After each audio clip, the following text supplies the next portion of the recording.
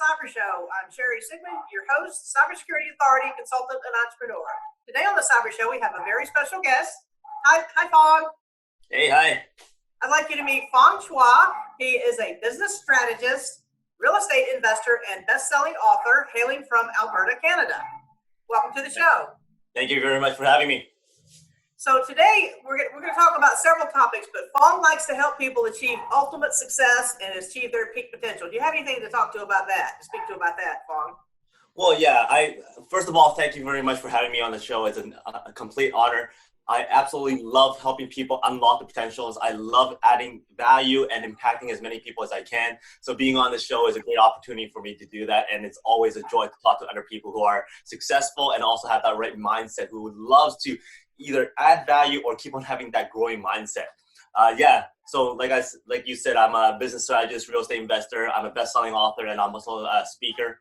I work with other people, helping them achieve their goals, helping them with their business, helping them to go up on stages to speak, and just helping them find out what it is they want to do in life and some goals that they could actually challenge themselves to do, and helping them achieve that. Whether it's going up on stage to speak, creating videos, authoring books, whatever it is. It's a joy working with people, because after some time working with them, they'll come up to me and go, "Oh, thank you very much for changing my life." And that just really pulls on my heartstrings, because I'm able to impact somebody for the better. So yeah, that's what I do. Awesome. So can you talk about how you've been able to reach more people to do exactly those types of things, leveraging modern technology and all the tools out there in cyberspace that we're using today? What are your thoughts on that? Well, one thing that I've always kind of tried to avoid was doing Zoom calls, because I felt that doing Zoom calls kind of had that barrier between me and the other person, and I lose that personal touch. I lose that connection. So I do a lot of one-on-ones, and I sit down and I really ask the tough questions, to find out what they want to do, and find out what their passions are, find out what their dreams are, and also find out what their frustrations are. Because of this whole pandemic and because of the lockdown, I had to open up a whole new world of trying to, okay, now we have to do Zoom calls, now we have to do everything online. And it's really worked out very well, because I'm able to connect with so many different people. In fact, during this period of time, I was able to start having clients overseas. I have some people in Hong Kong. I'm working with people in South Africa. And it's just amazing, because I never imagined I could connect with so many different people, and then also be able to help different people in different areas. And now I can say, oh, I have clients all over the world, which has impacted my business a lot. So being in the virtual space is more efficient, more time efficient, more energy efficient. And it just really, it helps you really time manage a lot better, because you don't have to drive out everywhere. You don't have to schedule the meetings and factor in driving time or flying time or time zones and all that kind of stuff. You may have to deal with time zones with regards to scheduling the meetings on Zoom, and that happens a lot more now because we're doing international stuff too. But other than that, you can just wake up, walk downstairs, put on your clothes, and then sit in front of a camera and connect with somebody overseas. So it's been a lot more efficient that way. And in fact, like the connection part, we're able to talk right now, and I feel like I've known you for years, and it's still being very effective at the same time. So I absolutely love being able to do all this kind of stuff online. But yeah, I think it helps people be better, faster, more efficient, definitely. And I myself personally have really enjoyed the slowdown in travel. I was like all over the place. Consulting, I was in Texas and DC, Virginia, and now I'm home. I've been home for several months in quote lockdown. And I don't think it's a negative thing. I think the travel slowdown has enabled me to really focus and be more productive. And there's only one downside, and I just have to apologize in advance to our audience. You may hear it. Those are my wiener dogs barking in the background, and our schedules are slammed, both for Fong and me today. This is the only time we can record it, is when the people are outside cutting the grass. So the dogs are barking at the grass cutters, the lawn service. They will be done in about 5 minutes, and then you can just drown all that out. But this is life in the pandemic era. People are working more remotely, and sometimes it's family members or people walking by, or kids saying, "Dad, Mom," or sometimes it's pets or cats jumping up on the computer, or hitting the keyboard, whatever.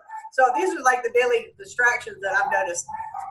One thing I noticed is a lot of people are just carving out personal space within their homes, whether it's a bedroom or an office or a basement or a gym or even an outbuilding like a shed in the back. They used to be garden tools or something else. They're repurposing that and making that their private workspace. So I don't know. What are your thoughts on different business opportunities and models that are funneled by the shift to a remote workforce and technology in cyberspace? Well, I think one thing that's really enhanced the ability to do business is online sales. You're able to connect with a lot of different people. You're able to be able to really to talk about your products, to talk about your service to a bigger, wider range of audience members, and also connect with different people and their network as well. So, for instance, I know a lot of people in the insurance business who's made a lot more money during this period of time than they ever made before. I know people in the Amazon sales department and in that industry, and they've done very, very well during this time too. So for lots of people who goes, oh yeah, during this downturn, business isn't going very well, and this isn't working, that isn't working. Well, I know a lot of people who are making so much more money during this time because they're able to focus and realize the little things that they do on a day-to-day basis that may or may not be necessary anymore after this whole downturn lifts. They may go, well, it's not necessary for us to actually travel to these places to go and have that meetings anymore. Let's just do the Zoom call. It's not necessary to focus on this part of the business, because if we focus on this other part of the business, we could be a little bit more efficient and faster and better. So during this period of time, when you're realizing that technology can really, really advance your ability to connect and then also be more efficient, it allows people to think a little bit differently. They're able to realize and cut out the stuff that's actually taking more time than they actually needed to take, and now focus on the stuff that really makes them money, that really allows them to be more productive. And I think the relational capital has grown exponentially. And by that, I mean the relationships that you have in your business or your personal life, and just being able to have the time to sit down and think about ways you can add value and reconnect with people that you haven't talked to in a long time. From my perspective, I've reached out to a former high school teacher, someone I knew in college, some people I knew in the Air Force, or a colonel I used to work for at the Pentagon in the Air Force. We're actually going to be doing a show here in the next week or so, and it just new people I've met. So I've reconnected with former relationships that had gone dormant from whatever reason. People move, life goes on, people have families. I know you're a young father, so. What's your experience in terms of your perspective on relational capital and using technology to stay in touch with people from your past or your present? I think it's been very advantageous. There's been a lot of people that I've actually reconnected with because of Zoom, because of Facebook, because of LinkedIn, that I didn't think I was going to be talking to again. There's a lot of people that I've actually known from high school, and then after 10 years later, it's like, oh, hey, let's connect again. And it's like you've never missed that beat, which is very, very nice. And with Zoom, it's actually working very well on top of that, because you actually get to see that person's face. And once you see that person's face, it's like, hey, it's back to normal. We're back to high school again, and we get to talk and connect like that. So yeah, technology has really, really helped with regards to reconnecting with friends, building better relationships, and then also just finding out different opportunities with different people, and having this ability to be talking face to face on Zoom has really advanced that to create those stronger relationships. Now, as you said, like, technology really benefits a lot of us, and technology really allows us to make things better, efficient, and more a lot more faster. But of course, there's always some downside, and there's always these other people who tries to find ways to use technology for the worse, or use technology to hurt other people. And that's why I completely commend you on your services, because you have to be one step ahead of all these people every single time. When something else comes up, you have to go, okay, how do I counteract that? When somebody else comes up with something else, and you have to counteract that again, and you always have to be ahead of the curve. So for somebody like you, wow, you have to read a lot of stuff. You have to be up and ready to go, and you have to be ahead of the curve and solve problems before these problems come up. So applauding you all the time for being able to think of that kind of stuff and having that kind of mindset and helping other people. Thanks, Fong. And I tell you, the attack vectors they've changed. So because also, as we're working from home, and thank goodness has gotten a little bit quieter as the lawn service moved on. It's day in the life, right? So I think that the bad actors or the hackers, or the black hats as we call them, you have the white hats and the black hats and the gray hats. So the white hats are the good hackers, the people that defend networks with permission. and obviously the black hat. It's like the American Southwest. Back in the day in the West, they had the cowboys. The good guys wore white hats, and the bad boys wore black hats. So that's the context and the connotation there. The white hat, black hat hacker. So there are a lot of black hat hackers now that are sitting at home or wherever they may happen to be in the world, basement or wherever they work. There's some organizations that are even nation state sponsored that have office buildings where it's just like Hacker Central.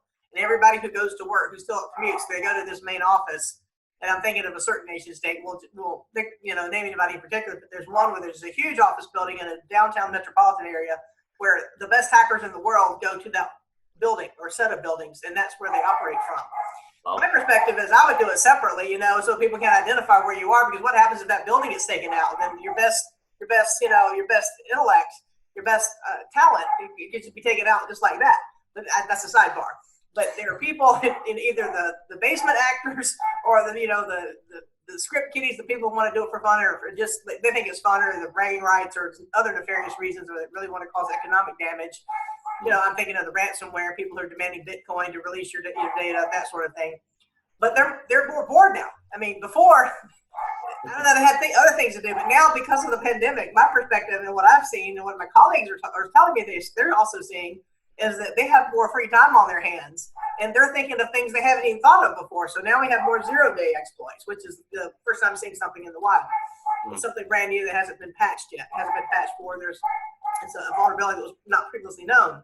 So there are a lot more zero days to stay on top of, and cyberspace has turned into a different type of cyber battlefield because of the time difference and the time freedom that they have, because they're not working jobs, because of the unemployment, because of the pandemic. They might have had side jobs before, but now you give a hacker, or even a part-time hacker who just does it as a quote hobby, you give them unlimited time and boredom and no way to go out and hang out with their friends in person. It's just a recipe for a shift in the attack surface. So that's what we're seeing. So I just wanted to mention that because, as you alluded to, it has changed and you have to stay on top of it, and it's a ton of reading. That's why I have multiple monitors, multiple computers, and it looks like Geek Central in my office. I'm actually not in the office area now, so I have a little bit better background, and I was hoping for more quiet for this episode. But anyway, it is what it is, and you adjust, and I think the lesson is to be flexible in life, and I appreciate your flexibility in juggling and scheduling for this call as well. I really appreciate you carving out time to do this. Hey, no problem. Right, so happy to do that, Fong.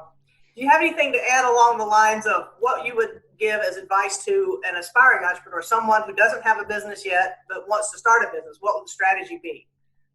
Well, I would think that when it comes to the cyberspace, and for people who are thinking about becoming a business person or getting into entrepreneurship, whatever it is, I think they need to think about exactly what type of person they want other people to see them for. Whether you want to go find a job, you want to start a business, you want to be able to brand yourself or create that personal persona so that other people go, hey, this person's ethical, this person's hardworking, this person is the expert in these things. What are those words that you want other people to associate you for? And once you decide on what those words are, those are the words that's going to be representing you all the time. So when you go onto social media, Facebook, LinkedIn, and all kinds of stuff, before you do any posting, ask yourself, are these posts going to be congruent with the stuff that you want people to know you for? If you want to be known as a person who's hardworking, professional, and somebody who's persistent and confident, then all your posts needs to be something motivating, something that supports that idea, and not be incongruent with that thought. Because the thing is, for me, I go and check up on tenants, and when I screen my tenants, I look at their Facebook pages. When I hire people, I look at their Facebook pages. So if you're telling me one thing on your resume, or if you're telling me one thing on your application, and you're also telling me one thing during our interview process, but that's not congruent with what is on your Facebook page, then I'm going to start asking questions, or I'm just going to go, you know what, it's not worth the risk. Their Facebook page shows that they're partying all the time. They might be late all the time. They may not be looking after my property and all kinds of stuff. I may want to just skip on that and find somebody else that's a better fit. So if you're going to start off as a entrepreneur or going out and starting your own business, you really have to think of those words that you want people to know you for, and then be congruent and consistent with your posts that support that message. Good points. And I even tell my nieces and nephews, when they're teenagers, I just caution them before they join the workforce or start their own business or whatever they end up doing in life. Just be really careful and cautious about what you post on social media, as an example, because you never know where that's going to show up or who's going to be looking at that in the future. And you may think it's cute now, and it might be cute, but it might not be taken in the same context you intended it when you were a teenager, when you're in your early 20s and when you begin you're in a different phase of your life. So totally concur there. What advice would you give someone who already has a business and wants to expand their business globally? Well, I think that a great way to expand your business globally is really to expand your connections globally. If you're able to connect with different people from all over the world. And a great way of doing that is what we're doing right now. Start scheduling Zoom calls, start scheduling interviews, starting your own podcast, starting your own YouTube channel, and have shows so that you're connecting with different people and adding value to all these people. So for instance, if you're in the industry of, let's say, coaching, which is something you're in and something I'm in, and you want to expand your business of coaching, then you can go and interview successful people in Asia, successful people in Europe, and then just start building that network with different people. And those successful people will connect you with other people. And now when you're tagging them on your Facebook page or tagging them on YouTube or whatever like that, then their audience will get to see who they're talking to. And then now you get some of their audience. So when you get to interview different people from all different genres, all different areas of the globe and all different industries, then you're able to connect with all different types of audience members that you may or may not even think of talking to.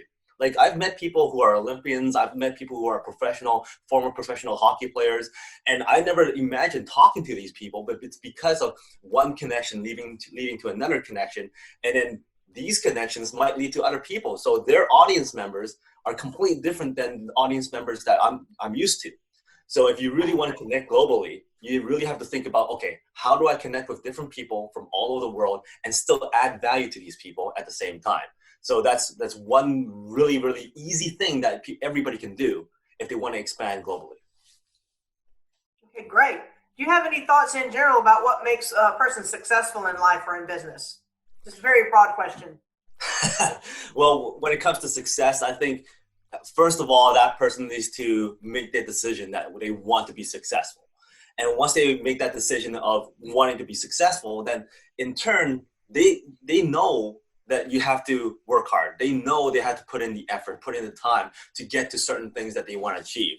The next thing is surrounding yourself with coaches, hiring a coach, or surrounding yourself with people who have that same mindset that challenges each other, that holds each other accountable, that has that mindset of always succeeding or growing and continuously learning, so that you can bounce ideas off of each other. If you're surrounding yourself with people who are always negative and always have that same mindset of a employee, then you're never going to overcome that hump and jumping into entrepreneurship. So the second thing to success is really surrounding yourself with those people who's able to support you, and in turn that you can support and grow at the same time. And then, like I said, you also need a coach who can show you the way as well. I know a lot of people say, you can think outside the box. Well, that's kind of impossible, because if you're in your own box and your box is created by everything that you've experienced and learned, it's only your version, then how do you read outside of that box? So you need somebody else to go, hey, this is what's written on the outside of your box. This is what you can do. And these are the challenges that I think you can overcome. And for me, I love being able to help people reach their unlock the potentials, because they may or may not know what they're capable of. And I love being able to go, hey, think about this. Maybe you could do that. You're going to be able to achieve that. And once they're able to achieve these certain things, they go, now what's next? Which is the same process that you and I went through when we're talking to our coaches.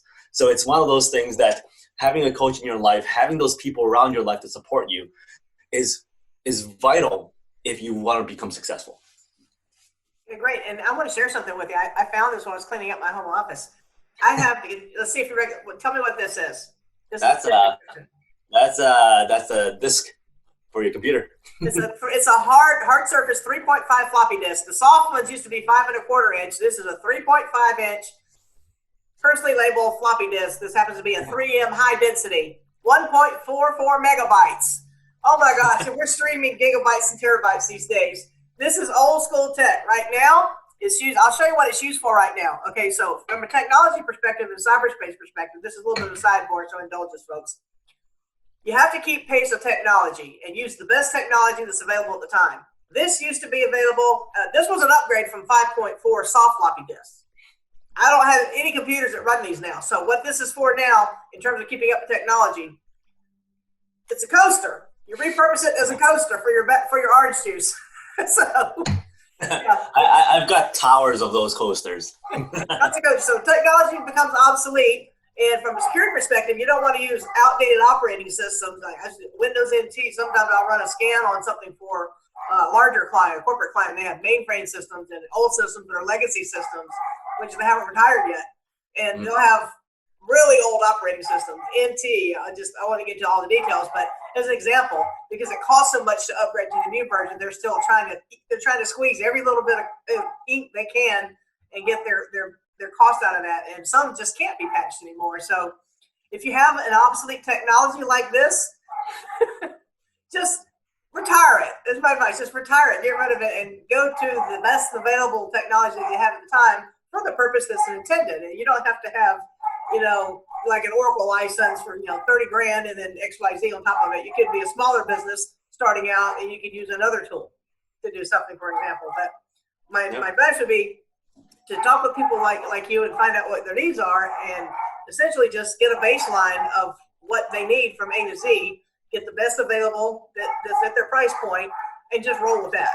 So don't put yourself at risk by using obsolete technology. I thought that was funny when I found. I have to show you this.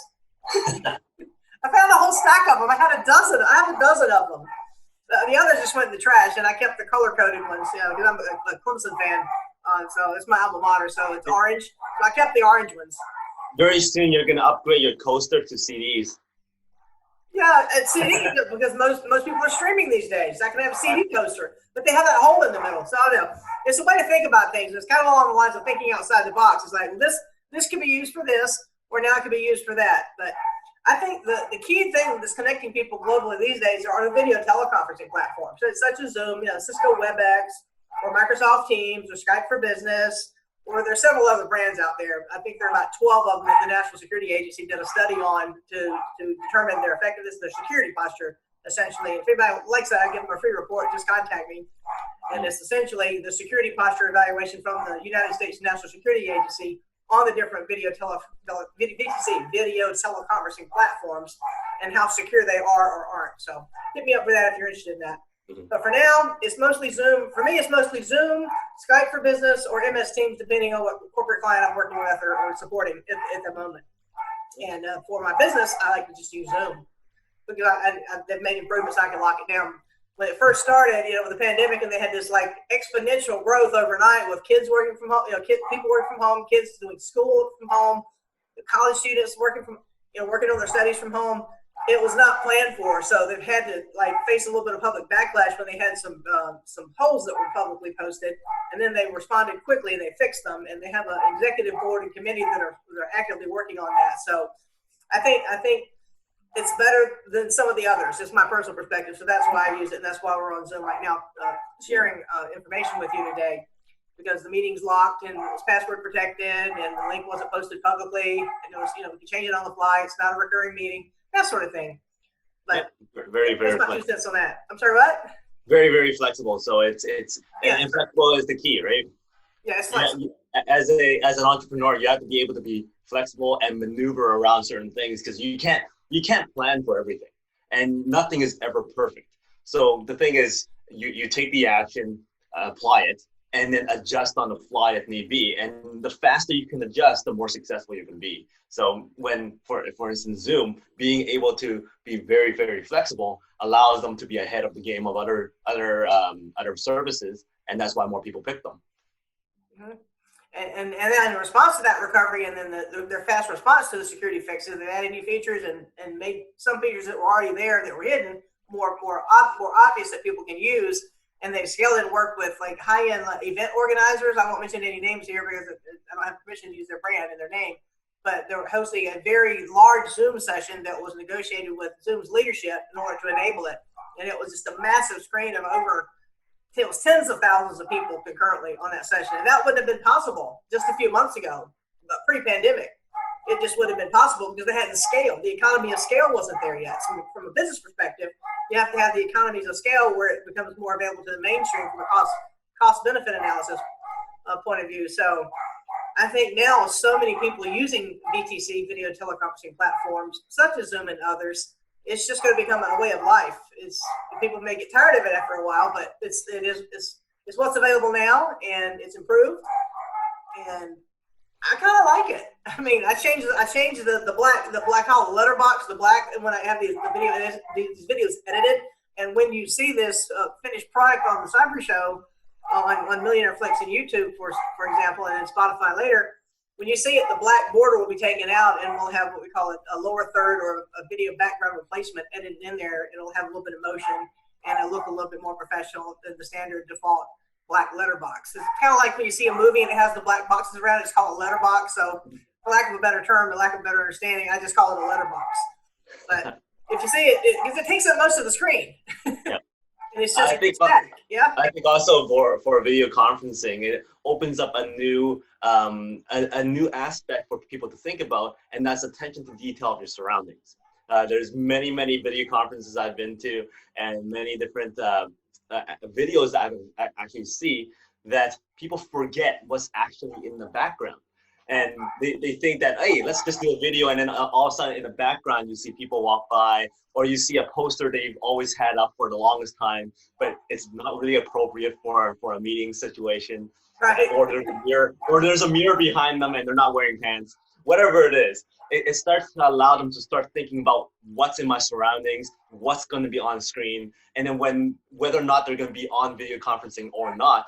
Later on, when they do go to meetings live one-on-one, they might be paying a little bit more attention to details around them and being aware of what's actually happening around them and all kinds of stuff, because they're still used to being more aware of that during a video conference situation. So I think that's actually a good benefit after people have to go through some of the learnings or the failures of mistakes that they've gone through. So it's probably a good thing. I agree. It sounds good to me. And one of the things I find funny when I see on social media, the memes, this is just kind of a little bit of a sidebar too, is they have the guy, the tie he has on like socks and business shoes, shorts, and then the nice suit and tie with a three-piece tie. And, it's just called the Zoom shirt. It's just the upper, what you see is like a newspaper, it's like the above the fold. So in the video world, above the fold would be what you see from here up. So, have on a full business attire, but some people just have on pajamas or shorts or whatever they wear, and that's just a common thing that people don't think about, but people joke about it, and then they forget what they're wearing underneath, and they get up to go get a beverage or something, and don't pause the camera, and so you see them in their little short shorts. They have on a suit and tie and a nice business jacket, but then you see their short shorts. I'm sure they forgot that they're wearing something just different underneath, so it's just a good point to just not do that. Just have on everything that you don't mind somebody seeing. If you forget to press pause on the video, if you're moving around your home or your office or wherever, but you have to be working in the world at the moment, depending on your situation. Yeah, it's that mentality of when you're out in public, you're on stage. It's something that Disney has implemented into their business from the beginning. So, for instance, when you go to Walt Disney World or something, or go to Disneyland and you watch their parades.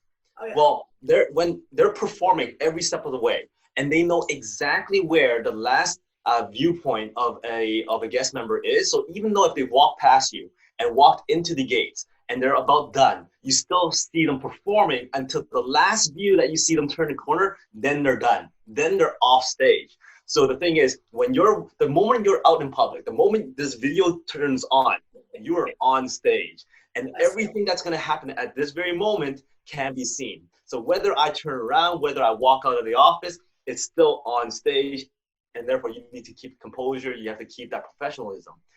No different than if you were asked to go on stage to speak in person. The moment they announce your name, the moment you stand up from your seat, you're on stage. So you better not be like all slouching and walking up the stairs, and all of a sudden I'm on stage and you're all professional. No, you start being professional the moment you sit down and the moment you walk up and coming back down. So you just have to have that mentality of you're on stage, you're performing, and then when you're off, that's when you're off. When the sight lines are past you, then you're off stage. So that's a good point, Fong. It's all about professional image and presentation and the messaging. And you mentioned earlier in our show today that it's all about how do you want to be seen? What do you want people to think of you? You know, hardworking or what's your image? Is all about expectation management around what your image and your professional demeanor, your personal presence is to the world as a business owner.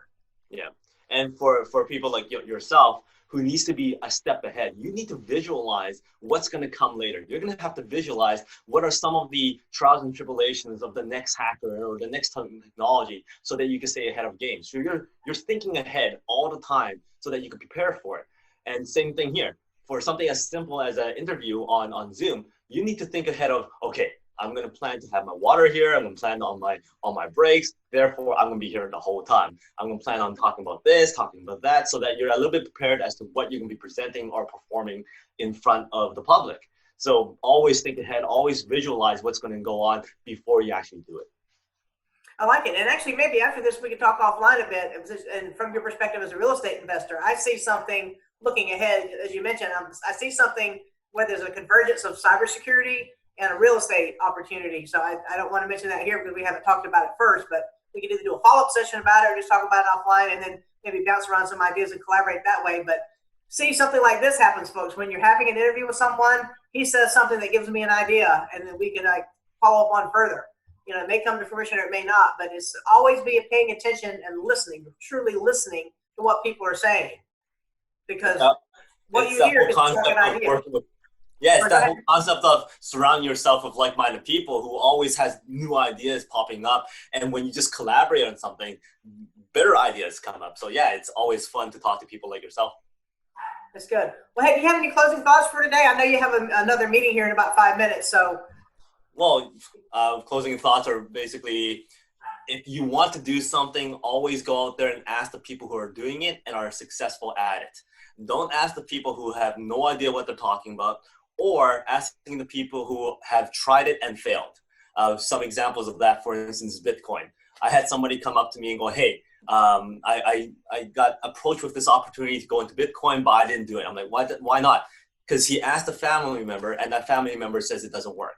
I'm like, geez, I know personally 3-4 people that makes a lot of money on Bitcoin. So I could have connected you with those people. Ask those people who are successful at it before you make your judgment as to whether or not you should do it or not.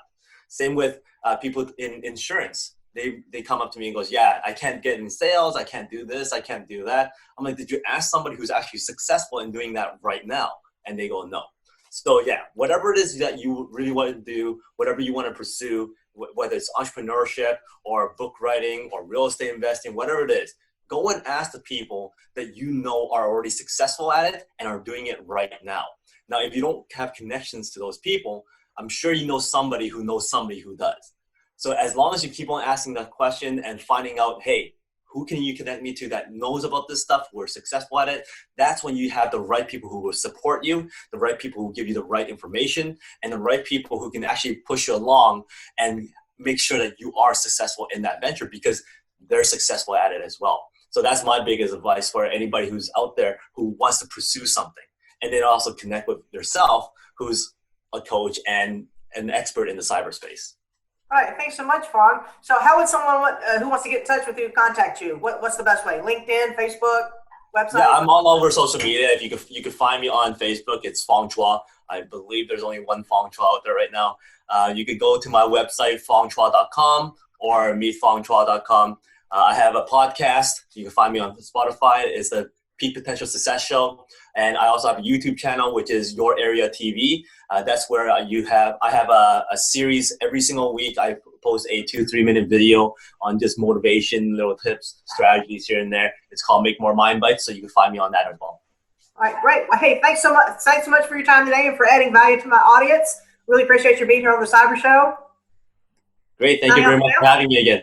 We'll catch you on the next episode. Yeah, we'll do.